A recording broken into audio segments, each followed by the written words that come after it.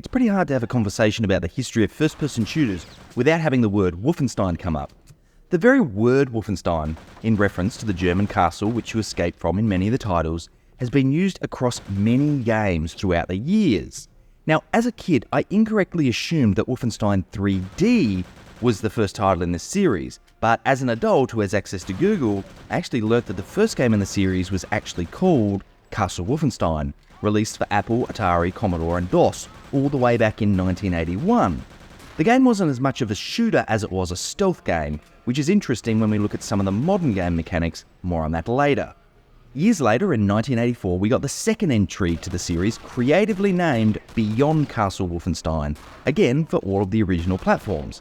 And here's a useless piece of trivia. In 1985, Computer Entertainment magazine reviewed it and gave it 5.5 stars out of 8.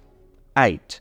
Honestly, why not just make your scale 10 or 5? 8 just seems like a very unusual scale, but it was the 80s after all, so perhaps I shouldn't be too surprised. Anyhow, the series took a long break until 1992 when Wolfenstein 3D was released for DOS by the masters at id Software. Side note, it was later ported to other platforms. There's a reason Wolfenstein 3D is often credited as the grandfather of 3D shooters, because quite simply, it is. It played well, reviewed well, and ultimately sold well. And here's another piece of trivia. When I played through this as a kid, I assumed the whole game was in the castle. I remember thinking, wow, this Castle Wolfenstein is huge. You can imagine my surprise when I later found out many years later that the first chapter is the only chapter located in the actual Castle Wolfenstein. Then in 2001, we got what was effectively a series reboot in Return to Castle Wolfenstein. Now the 2001 game was for the PC, and this is the version that I'm using for this video. In the following 2 years after its original release though, other versions were released for the Xbox and PlayStation 2, but there were quite a lot of changes from the original PC version, so keep that in mind when looking at this PC version. Now while this is the title we're going to be looking at for this video, the series didn't stop there, quite the opposite actually, with 8 games and counting at the time of this video, with the Wolfenstein New Order franchise featuring a revised historic timeline being one of the most memorable. Now, Return to Castle Wolfenstein takes inspiration from the original concept of Wolfenstein 3D, but that's about where it stops, with the game's overall story and gameplay loop being fairly different to the original 3D release. Story-wise, it's quite a complex story, complete with some twists and turns, but the best way I could describe it is that you play as an officer in the Office of Secret Actions, the OSA, and your task is to uncover a top-secret enemy project to turn the tide of the war. It's a really enjoyable story, complete with some good cutscenes to help progress the overall narrative. 2001 was a competitive year for the first-person shooter, with games like Red Faction and Halo also releasing, but despite this, Return to Castle Wolfenstein still sold and reviewed well, with the replayability being stretched with a robust multiplayer system. Before we continue, a massive thank you to everyone who supports the channel. If you enjoy this type of content, please do consider subscribing. It helps support the channel and you can be notified of new content the moment it drops. With that out of the way, let's pack our knife, hunt around for a hot meal, and head back to 2001 to remember Return to Castle Wolfenstein. Gameplay-wise, you're getting a true first-person shooter here. Yes, there's the occasional platform to traverse or a puzzle to solve, but the star of the show here is undoubtedly the shooting.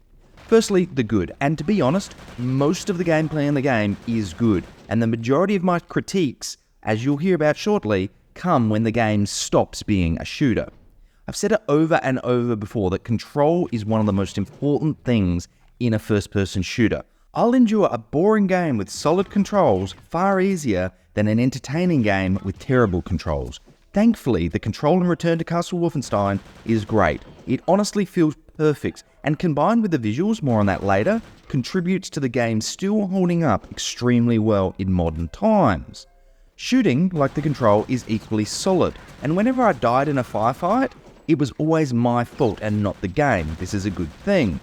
The overall level structure is fairly good, with each overall mission consisting of several smaller segments broken up by unique objectives for each, in some cases ending with a boss fight. This helps the game pacing a lot and is very similar to the way Medal of Honor used this system. Where it does come unstuck a little bit is in the boss fights.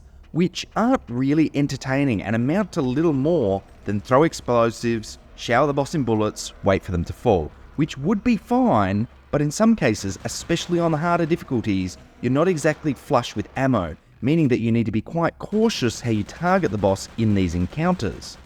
Something which I don't think is a good or a bad thing, but rather just an observation, is that the game goes from fairly historically grounded to high fantasy fairly quickly, which is fine, but then the story returns to a more grounded approach before coming back to the high fantasy elements. Now, maybe I'm just getting old, but it felt a little jarring from a narrative perspective when this happened.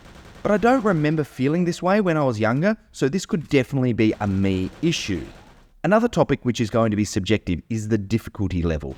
There's no other way to say this. Return to Castle Wolfenstein is a challenging game, mainly due to the incredible accuracy of the enemies and the scarcity of health packs.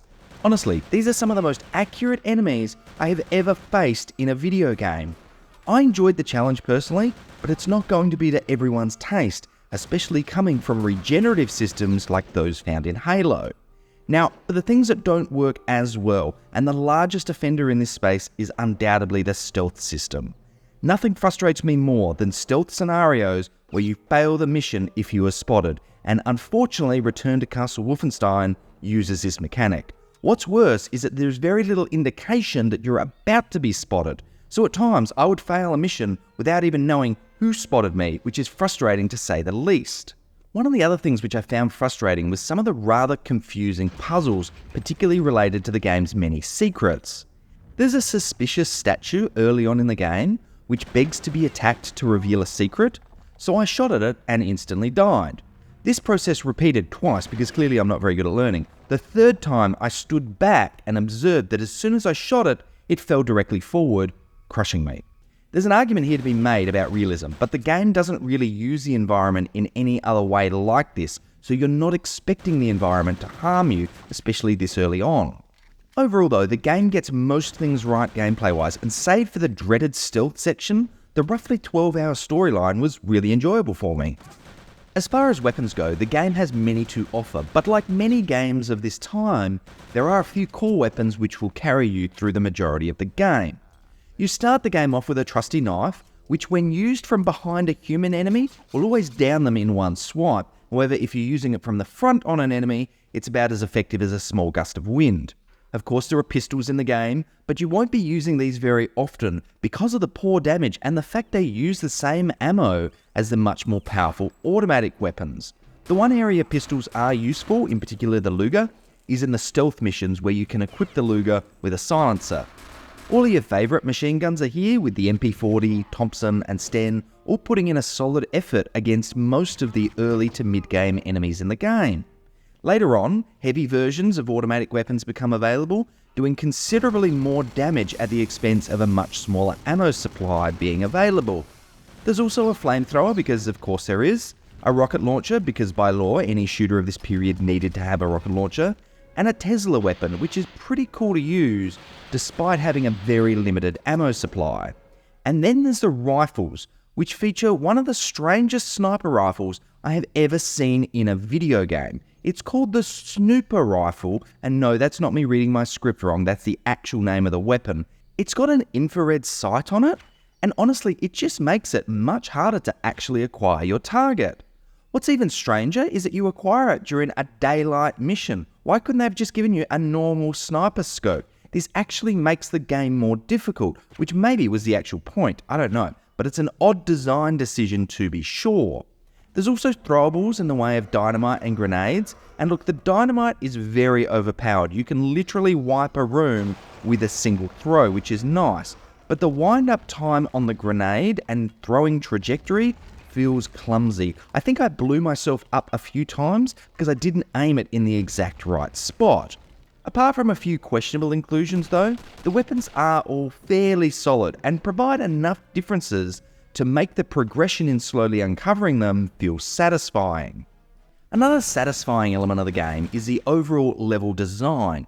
The early 2000s were a time when we started seeing game levels feel closer to real locations as opposed to random corridors or a super linear path for the player to follow, and Return to Castle Wolfenstein is one such example of this.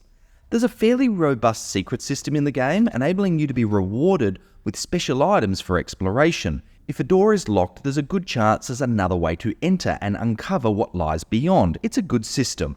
The levels themselves are quite large and, for the time, well detailed. There's many different locations you'll visit throughout the game, and all of them feel well realised and contribute to the game's overall immersion.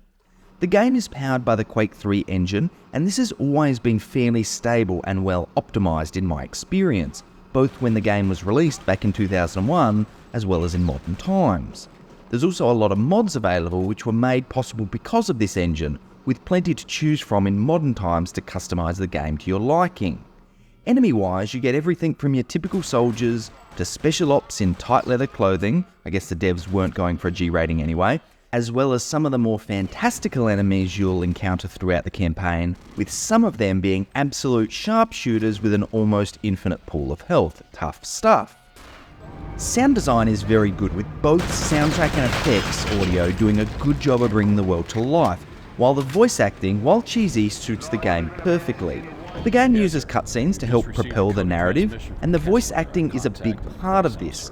These performances sound like they're straight out of a B-grade action movie from the 90s, and if you watch those movies, you'll know that's actually a compliment. Some of my first memories of first-person shooting was in Wolfenstein 3D, so naturally when Return to Castle Wolfenstein was released, I had a great deal of excitement for it, and it didn't disappoint me in 2001, and it still doesn't disappoint me today. If you like first-person shooters, there's a good chance that you will enjoy Return to Castle Wolfenstein. It's not a perfect game, in my opinion no game is, but it does do a lot of things right, and the areas it doesn't quite hit the mark, objectively were not that unusual for gaming during that period. The game has aged remarkably well, a testament to the previously mentioned Quake 3 Arena engine. Just like I assumed Wolfenstein 3D was the first game in the series, I often wonder if the generations to come will assume that Return to Castle Wolfenstein was the first. Only time will tell. But that's enough from me. Do you agree or disagree with my opinions? Let me know down in the comments below. And as always, thanks for watching.